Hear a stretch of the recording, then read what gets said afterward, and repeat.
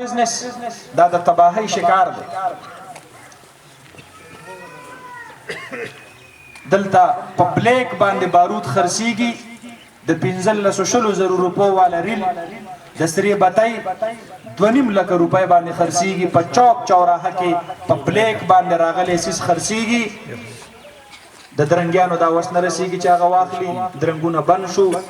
چا ورله ګاډي اغسطیو ټرکونه هغه ودرېدل، چا ورته کارخانې لګولې وې هغه ودرېدلې. دا ټول مالدار نه دي. دا څوک چې مالدار دي دا پیسې دا دوی چرته په خزانو کې نه دي موندلي. دا دوی بار دیاړې مزدوري کړې دي، نو دلته به ځان له ټرک اخیستی دی، نو ټول کور ورته ناست دی. خو په دې کې داسې غریبانان هم شته دی چې هغه په دې درنګونو کې پخلی کوي، هغه دې درنګونو ته اوبه خیجي چې په درنګ کې د هغه دیاړي مزدوري وشي نو د کور د بچو روزي روانه شي. هغه ټول هر څه بندېدو طرف ته روان دي. او زه یو خطرناکې خبرې طرف ته د بنیر او بالخصوص د خپل علاقې د خلق دا متوجه کول غواړم. او هغه دا حکومت قانون پاس کړی چې شپږو میاشتو پورې یو درنګ بند پاتې شو. دا درنګ د دې لیز به کینسلیږي او د دې دوباره به فرش چې کم دی نو الاټمنټ دا به کیږي. منصوبه دا روانه ده چې د بنیر د لوکل خلقو سره کم درنګونه دي د بارودو د نشوالي د وجې نه او د دې رکاوټونو د وجې نه به داخله خپل کاروبارونه بند کی او بل ورځ نه به یو سړی کمپلینټ وکړي چې جی دا غر دی ښکلي معدنیات دي پکې کار پې بند دی، لہذا دومره ټایم د دې وشو د دې نه پروډکشن نه دی شوی، تاسو د قانون د دې فلانکۍ دفعې تحت دا درنګ چې کم دی نو دا د دې دا لیز د دې غر دا تاسو کینسل کړئ. بیا به په هغې کمپټیشن کیږي. په کمپټیشن کې به د بنیر سړی نه وي، په کمپټیشن کې به لوی جاگیردار او سرمایدار پیا شریکیږي. وسایل به زما واستاوي، قبضه به د بهر د خلقو وي، بیا به د هغې په مرضی باندې د بنیر ماربل خرڅیږي او دا به چلیږي. دا یو ډېره لویه منصوبه ده. موږ د خپلو بچو معاشي قتل دا نه منو او انشاءالله العزیز دا زموږ په زړه کې ده. او هغې خلقو ته دا وایو او په جارې ورته وایو چې زما د غریب د بچي د خولې نه د نوړی اخیستې ده نو زما تړلی لاس او ستا درنې درنې سپېړې یو ورځ خو به اشنا دا په حساب کې راولمه. دا لاس به او ستا دا ګریوان به او انشاء الله العزیز مونږ به د خپلې علاقې دا معاشي قتل د دې به انشاء الله العزیز مونږ احتساب کوو. مونږ به تپوس پوښتنه کوو. 114 ملازمین په تیرو 15 کالو کې ما سره په ریکارډ پراته دي. په ریکارډ دا په دې ضلع کې د بهر ضلعو لګول شوي. زه تپوس کوم ولې په دې بنیر کې دا ځوانان ټول په روزګار شو؟ د بنیر په دې ځوانانو کې ټیلنټ نشته دی؟ ولې دې تعلیمونه نه دي کړي؟ یا په خپل کور باندې ملازمت کول او جاب کول دا د دې بنیر د ځوان حق نه دی؟ نو چې دا حق شته دی ولې د بنیر د ځوان حق دا بهر ضلعو ته ورکړل شو؟ 2 کاله پوره کېدو واله دي په دې غرونو باندې چې کوم خلق چوکیدارۍ کوي هغه خلقو پیسې پاتې دي. فارسټ ډپارټمنټ په هغې باندې غره لګولې ده. تیر 2-3 میاشتې زمونږ په دې صوبه کې 3-4 منسټران راغلي وو. الحمدلله په هسکه غړۍ دا وایم چې د فارسټ د دقې غریبو خلقو دپاره مې 2 کروړه روپۍ روباسلې وې، خو چونک کې د هغې بقایجات 14 کروړ روپۍ وې او پیسې مونږ روباسلې صرف 2 کروړه روپۍ وې. لږې لږې په هغې باندې تقسیم شولې. هغې غریبو دیاړمارو مزدورکارو ته څوک چې زموږ د ځنګلو د غرونو حفاظت کوي هغې ته باور ورکوم، تسلي ورکوم. انشاء الله العزیز دا ستاسو حق به انشاء الله العزیز تاسو ته مونږ به یې درته راوړو انشاء الله العزیز. مونږ د خپل ضلعې او د خپلې علاقې فکر ژاړو. گیر چاپیره وګورئ ځوانانو، دلته زموږ سره په ګاونډ کې سوات لګېدلی دی، ایکسپریس وی ورته تللی ده، سوات ایکسپریس وی. دلته زموږ سره د بازدرو په طرف باندې پلی لګېدلی ده، ایکسپریس وی ورته تللی ده. دلته زموږ سره د میاخان په طرف باندې په کاټلنګ باندې ایکسپریس وی ورته تللی ده. هغه طرف ته زمونږ سره د رستم په طرف باندې په شهبازګړه باندې ایکسپریس وې تیره شوې ده ښکته د توتالۍ سره چې صوابۍ لګېدلې ده موټر وې پې تیره شوې ده دې طرف ته د امازو سره چې کوم د غرونو علاقه لګېدلې ده هغه د تاکوټ تر پوله پورې سیپیک موټر وې رسېدلې ده اوس یې تر بیشامه پورې تر شانګلې پورې منظوري شوې ده زه تپوس کوم بیشام پورې د سیپیک منظوري وشوله شانګله د موټروې سره کنیکټ شوله هریپور ور سره کنیکټ شو صوابۍ ور سره کنیکټ شو ضلع ملکنډ ور سره کنیکټ شو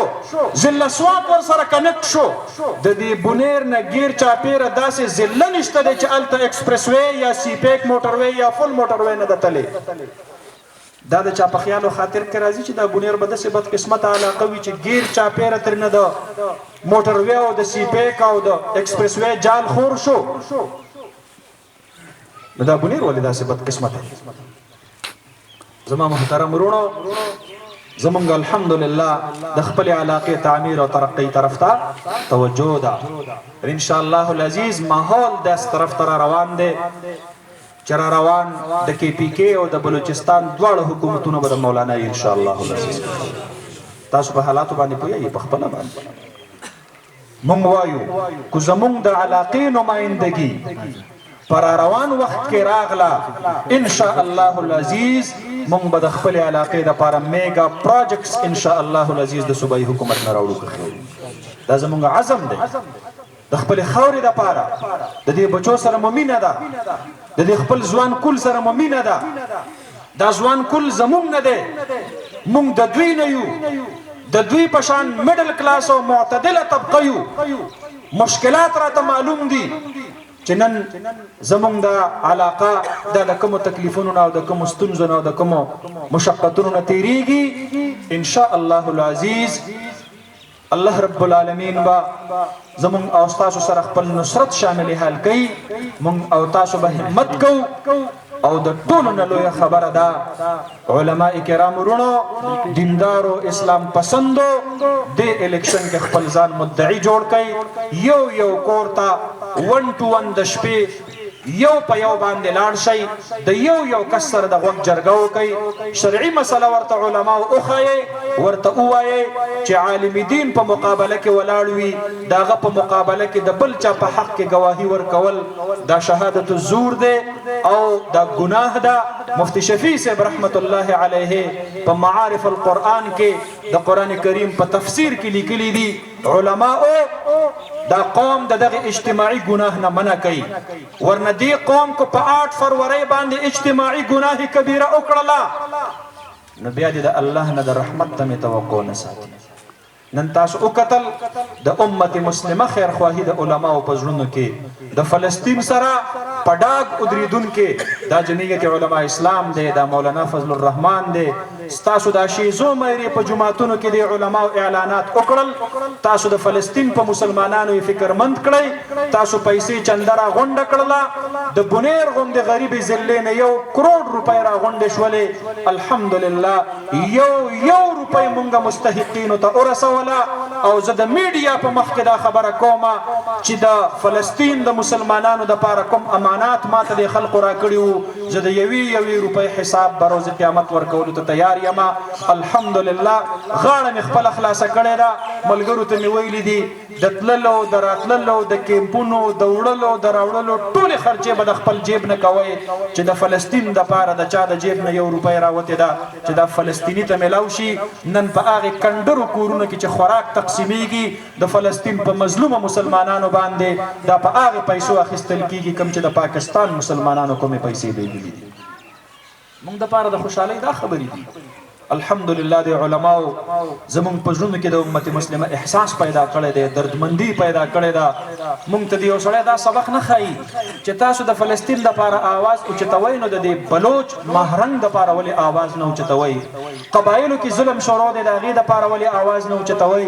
پښتنو باندې زیاتې کېږي دې دپاره ولې آواز نه اوچتوئ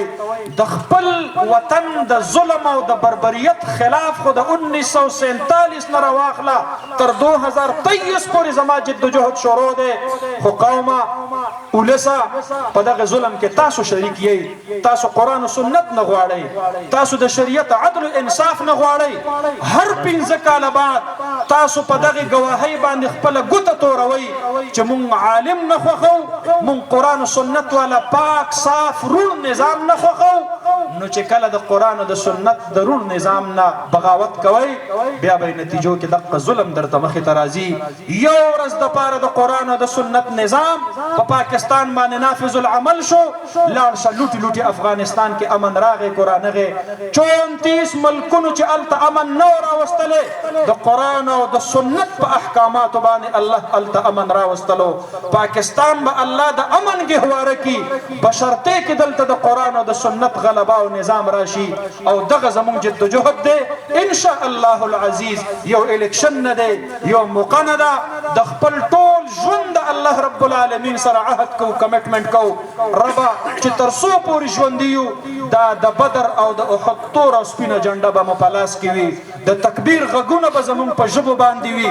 علما زنده‌باد به زمونږ په ژبو باندې وي اسلام زنده‌باد به زمونږ په ژبو باندې وي فلسطین زنده‌باد به زمونږ په ژبو باندې وي ختم نبوت زنده‌باد به زمونږ په ژبو باندې وي او چې یو سړی دلته هغه د تکبیر ناره لګوي الله اکبر به زمونږ په ژبو باندې وي انشاء الله العزیز تا دم مرګ به د علماو دا لمنې کلکې نیسو که خیري انشاء الله العزیز او زه آخري خبره کومه د فلسطین او د مسجد اقصی او د بیت المقدس ته اهمیت اجاګر کولو دپاره مسلمانانو ته د احساس دلاولو دپاره مونږ په سلارزو باندې هم د فلسطین د اظهار یکجهتۍ کانفرنس کړی و طوفان الاقصی تاسو ملګري راغلي وئ ستاسو شکریه ادا کومه سبا نه بله ورځ هم هغه کانفرنس په پیر بابا کې دی په پاچا کې دی حافظ حمدالله صاحب چې یو شیردل او یو نډر انسان دی تاسو په دې میډیا باندې ګورئ انشاء الله العزیز هغې به تشریف راوړي زه به ستاسو د ټولو ملګرو نه دا تمه توقع ساتمه چې تاسو هغې ته هم راشئ او هلته زمونږ سره هغه خپل شرکت یقیني کوئ زمونږ مثال خو د هغې تورنقې دی چا چې ابراهیم علیه السلام په اور کې ولیدلو نو دې خوله کې یو قطره اوبه واخیستلې او په هوا کې اوچت ته ودرېدله او د الله سره یې خوږه خبره وکړله وې ربه تا مرغۍ پیدا کړې یم معمولي شانتې نمرود ډېر زورور دی اور ډېر تیز دی زما په یو قطره اوبو باندې د نمرود اور نه مړ کېږي الله خو چې ستا دوست ابراهیم علیه السلام په سور اور کې اینما ربه زړه مې بېقراره دی دا یو قطره اوبو د مې دا زما د زړه د بېقرارۍ اظهار دی مونږ او تاسو نور څه نشو کولی دقې مجلس کې مونږ شرکت وکړو فلسطین سره اظهار یکجهتي وکړو دغه مو وس و الله ته به یې مخې ته کړو الله رب العالمین دی دغه کانفرنس هم کامیاب کی او را روان الیکشن کې دی الله رب العالمین اهل حق علماء ته کامیابی او کامرانی نصیب فرمایي یو پیر بیا د سرنزیب بھائی صاحب